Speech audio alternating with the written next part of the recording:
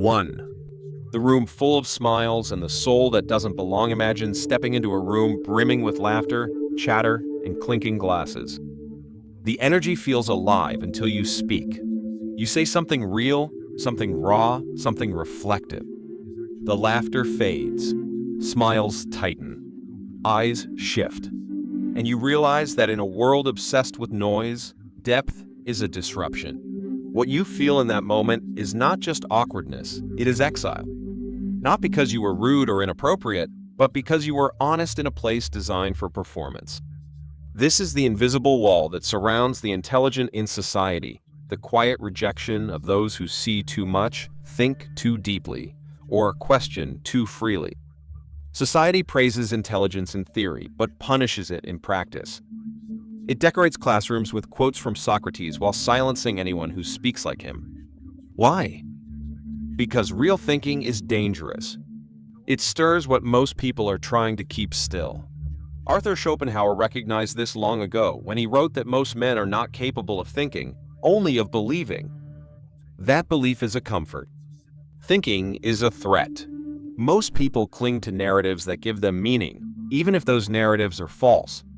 And so when you challenge them, you're not just offering a different idea, you're shaking the foundation of their identity. No wonder they resist. Friedrich Nietzsche took it further. He described the truly independent mind as a free spirit, someone who escapes the gravitational pull of the herd. But this freedom comes at a price: alienation. The more clearly you see the world, the more foreign it begins to feel. And that's not a sign of failure, it's a consequence of clarity. So if you've ever felt that your mind doesn't fit the room, that your thoughts don't belong at the table, know this: it's not because you're broken. It's because the room was built for comfort, not truth. And you were built to disturb the silence. 2. The seductive lie of self-help. There's a quiet ritual repeated by millions every day. They open a book filled with affirmations, scroll through endless motivational quotes, or watch yet another video promising transformation. For a moment, they feel inspired. They nod, highlight, share. But then nothing changes. Days pass, patterns repeat, and the same questions linger in the silence. Nietzsche saw this pattern not as harmless, but as a symptom of decay. He compared much of modern self-help to masturbation, a solitary act that mimics connection, but lacks real intimacy. It produces stimulation, not transformation, and that, to him, was the essence of decadence, the replacement of substance with simulation. Self-help, when misused, becomes a performance of growth rather than the process of it. People don't read to challenge themselves, they read to soothe themselves. They're not seeking truth, they're seeking anesthesia. Nietzsche's criticism wasn't aimed at the act of self-improvement itself, but at the cultural shallowness that turned it into a market of illusions. In his eyes, true growth is painful. It requires sacrifice. It demands a confrontation with the parts of yourself you've spent a lifetime avoiding. But the modern self-help movement rarely asks that of you. Instead, it wraps you in comfort, whispering that you're already enough, that change is easy, that pain is optional. And in doing so, it robs you of the very friction that makes transformation possible. Schopenhauer echoed a similar sentiment when he wrote that man is not made for happiness, but for struggle. To become anything of substance, you must pass through the fire. And yet, we've built a world that avoids the flame at all costs. We medicate our pain, distract our minds, and sell the fantasy of instant growth. The result? A generation of souls who feel like they're changing, but remain stuck in the same cycles. Nietzsche called for something deeper, something harder. He demanded that we stop pretending and start confronting. That we see self-help, not as salvation, but as a mirror. And when that mirror shows us something ugly, we don't look away. We begin. 3. Intelligence, in its purest form, is not just the ability to solve problems or memorize facts. It is the capacity to see clearly through the fog of illusion that shrouds most of society. And that clarity, though valuable, often comes at a steep social cost. People don't hate intelligence itself. They hate what it reveals. They hate the feeling of being exposed, of being reminded subtly or directly that their worldview is fragile. This is the root of resistance. It's not personal. It's psychological. It's the mind's attempt to preserve stability in the face of disruption. Psychologist Leon Festinger called this phenomenon cognitive dissonance, the discomfort we feel when confronted with truths that contradict what we already believe. When an intelligent person introduces a new idea that shakes that foundation, the mind's first instinct is not curiosity. It's defense. That's why the thinker is often met not with openness, but with avoidance, silence, or ridicule. Schopenhauer saw this play out in his own time. He wrote for a world that wasn't ready, and so he remained largely ignored until long after his death. The same was true for Nietzsche, whose work was misunderstood, even twisted during his lifetime. They didn't fail because they were wrong. They failed because they spoke before the world could listen.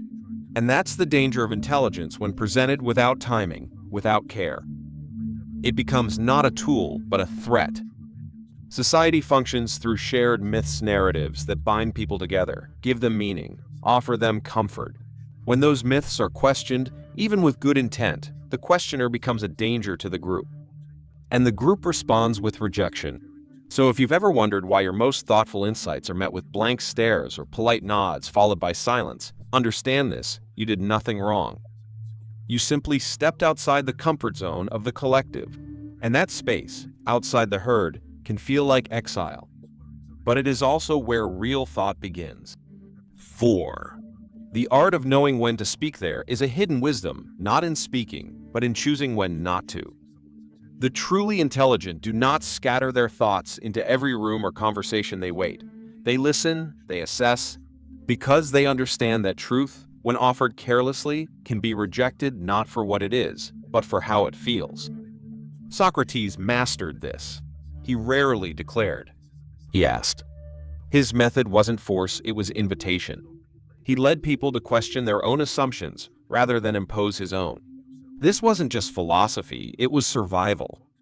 Even so, he was sentenced to death.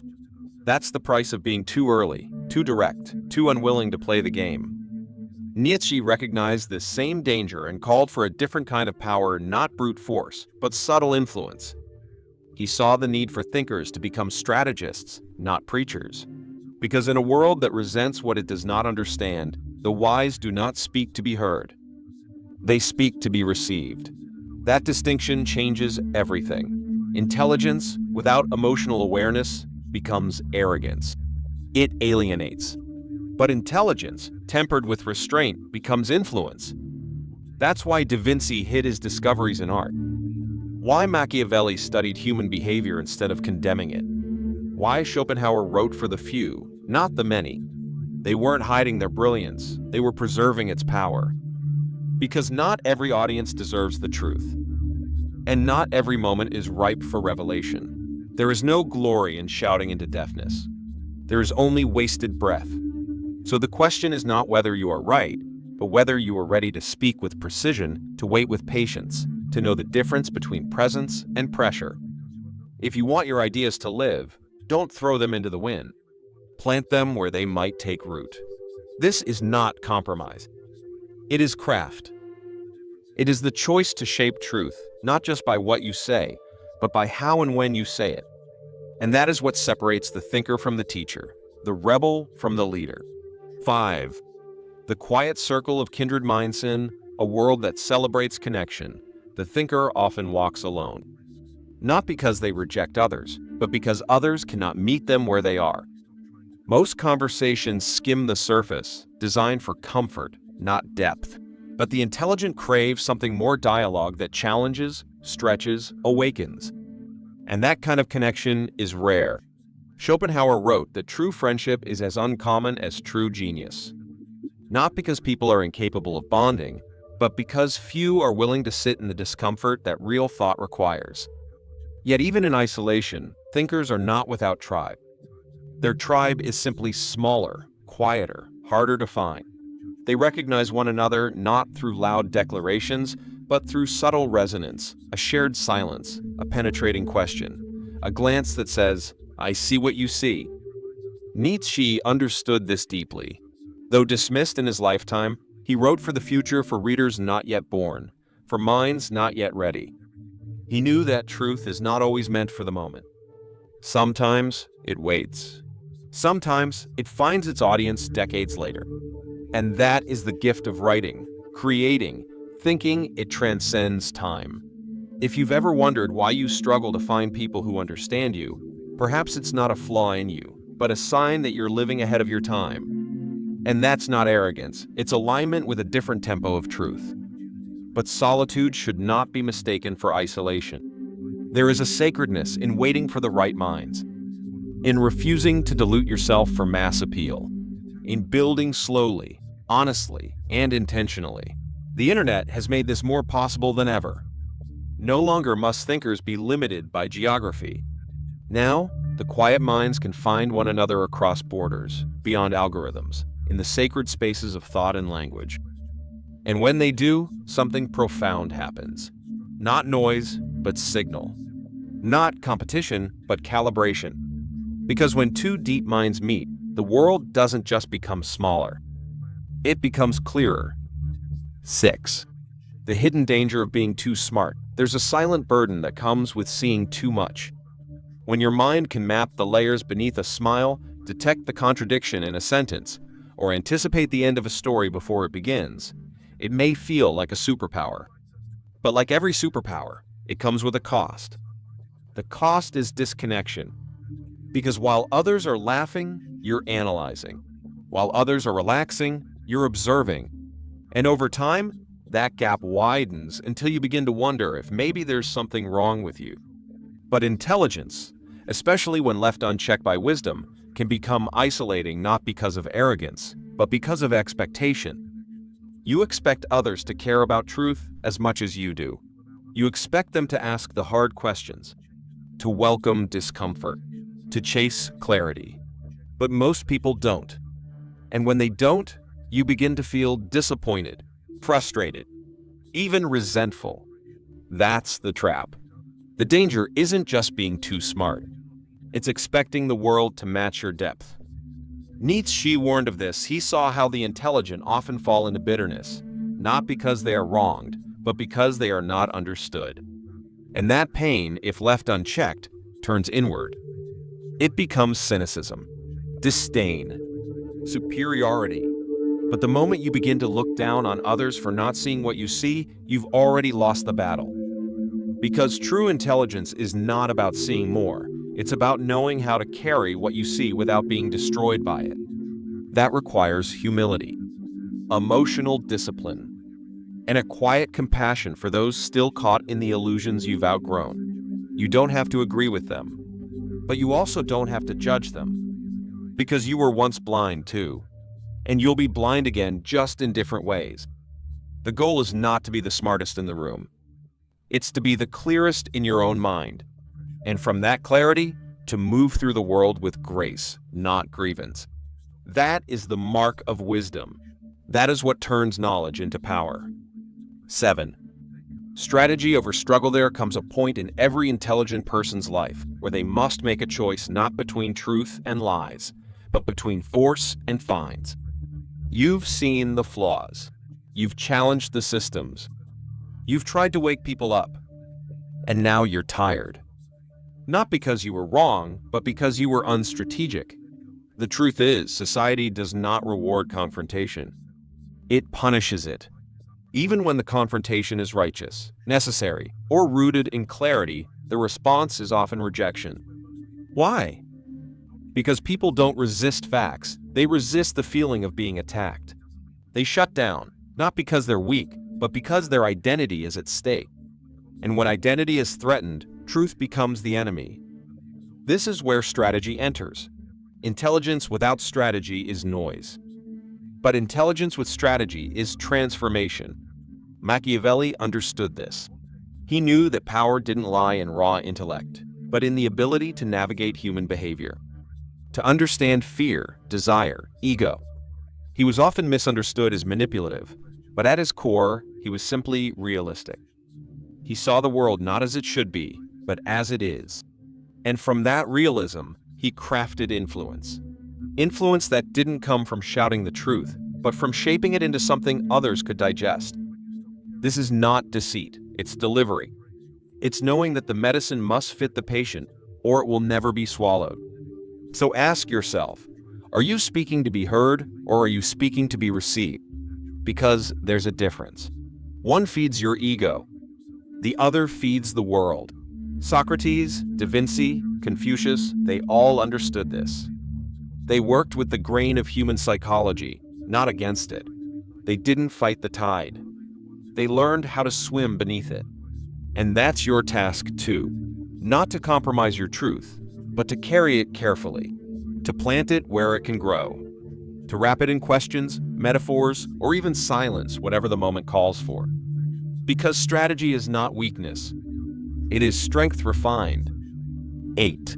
The myth of needing approval alone of the greatest traps for the intelligent is the craving to be seen, understood, and validated by a world that was never designed to honor depth. You share an idea, only to be dismissed.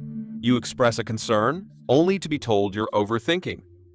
Over time, this disconnect creates an ache, a quiet hunger to be acknowledged, to feel that your perception of reality isn't alien.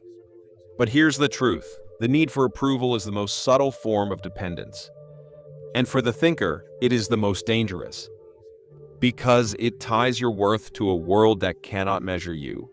Most people are not rejecting your insight, they're defending their comfort. And if you hinge your peace on their recognition, you will always feel like something's missing. Nietzsche understood this when he wrote for readers that didn't yet exist. He didn't wait for permission to speak. He didn't wait for the applause. He wrote because the truth burned too deeply to stay silent, and he trusted that those meant to hear him eventually would. That's your path too.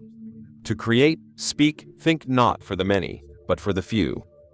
Not for instant validation, but for long-term resonance. Because real impact doesn't shout. It echoes. And those echoes don't begin in crowded rooms. They begin in solitude. In the space where you write the sentence no one may read for years. Where you ask the question that may not be answered in your lifetime. And yet, you ask it anyway. Not for the response, but for the integrity of asking. Once you let go of the need to be understood, you become free. Free to go deeper, to think bolder, to move without asking for permission. And that freedom is the soil in which real genius grows. Approval is fleeting, but alignment, that quiet sense of being on your path, even if no one else sees it, is unshakable. 9. The most dangerous truth: there is one truth, so potent, so unsettling, that once understood, it changes everything. It's this: most people need their illusions. Not want, need. These illusions are the scaffolding of their reality. The comforting stories that make life livable. The roles, beliefs, and identities that offer order in chaos. And when you speak a truth that dismantles those illusions, no matter how gently, you threaten not just an idea, you threaten their entire sense of self. That's why intelligence, when applied without care, becomes a blade. It cuts too deep, too fast.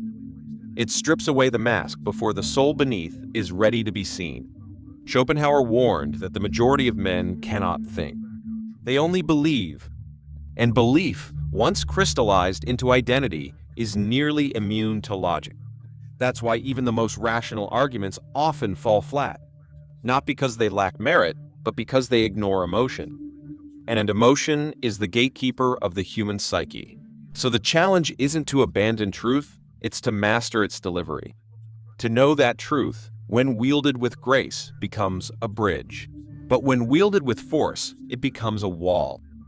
That's why the wisest thinkers throughout history didn't just declare their insights. They hid them in stories, art, allegory. They allowed people to arrive at the truth on their own terms, in their own time. This wasn't deception. It was compassion. A recognition that transformation is not forced, it is invited. And timing is everything. Say too much too soon, and your wisdom becomes noise. Say it too clearly to the wrong crowd, and you become the enemy. So the question isn't just what truth you carry, it's how you carry it. With anger or with love. With urgency or with patience. The truth is not enough. What matters is whether you can present it in a way that awakens, not alarms. That builds, not burns. That softens the mind before it ever challenges it. That is the most dangerous and most powerful form of intelligence. 10. Your truth is the legacy. You will not always be understood. You may not always be heard. And your deepest truths may never be met with applause. But that doesn't make them any less real or any less necessary. The greatest minds throughout history were not validated in their lifetimes. They were ignored, ridiculed, isolated. Yet they endured. Not because they were seeking praise, but because they had something they could not betray, a truth that demanded to be lived, even if never recognized. That's the final evolution of intelligence, not knowledge, not cleverness, but purpose. The commitment to carry your insight like a flame through the dark, not to light the whole world at once, but to keep it burning for those who come after you. Because someone will. Someone will find your words, your work, your presence, and they will feel less alone. They will think, finally, someone saw the world as I do. And in that moment, all the silence, all the misunderstanding, all the solitude will be worth it. You were never meant to fit in. You were meant to illuminate, to provoke, to awaken. Not by force, but by existing so fully in your truth that others are inspired to find their own. So stop waiting. Stop asking for permission. Speak your truth, write your thoughts, build your path. Not because the world is ready, but because you are. You don't need millions to listen. You need the courage to speak. Because your legacy isn't in how many people agree with you. It's in how clearly you lived what mattered. And now, I leave you with a question, one that only you can answer. If you had a truth that could change the world, but knew the world wasn't ready, what would you do? Let it fade? Or leave it behind for those still coming? If this video resonated with you, I invite you to share your thoughts in the comments. Like it if it gave you clarity. Share it if it reminded you that you are not alone. And most importantly, subscribe if you're ready to keep walking this path of depth, insight, and inner transformation. Because this isn't just a channel. It's a refuge for those who think deeply, feel fully, and dare to live awake.